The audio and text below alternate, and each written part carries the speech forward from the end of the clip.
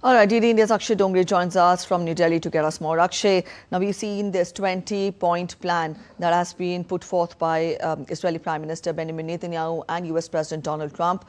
It has been welcomed by Palestinian Authority, EU and Arab states, but at the same time, Hamas has not yet responded on it. How feasible does this plan look? Well, it seems that, as far as this plan is concerned, there is some finally some sort of positive news coming in from the region, especially as far as a concrete plan is concerned. Because earlier, the kind of ceasefires and the kind of plans that have been mentioned by several countries that have been trying to bring about a ceasefire between the two warring factions. This time there is a solid roadmap that has been planned, and it's not just the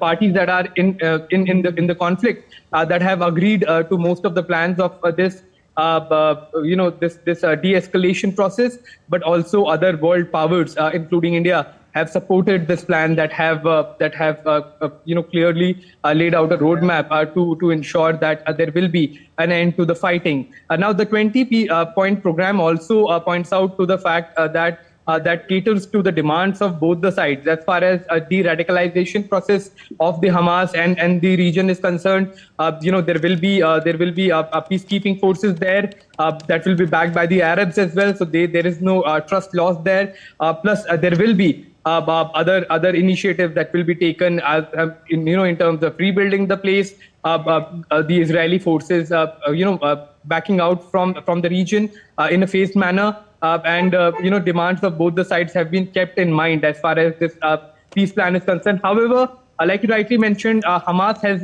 still not responded to it, but it seems that it's highly unlikely that Hamas will be in a position to make any kind of demands as far as this particular conflict is concerned. So there is finally some solution to this years-long conflict. In fact, decades-long, if you look at it from a longer perspective, coming to an end, and some solution, at least on paper, is in sight. So it seems a good news for the region and for the world as well. Back to you.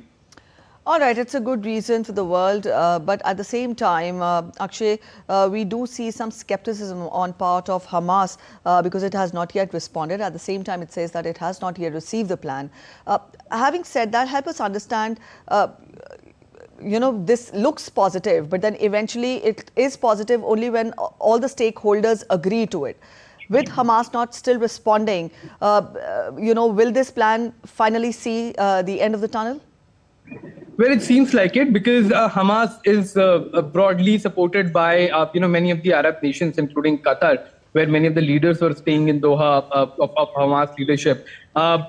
As far as the Arabian nations are concerned, they have also seen the wrath of this conflict escalating just outside the borders of Palestine and Israel.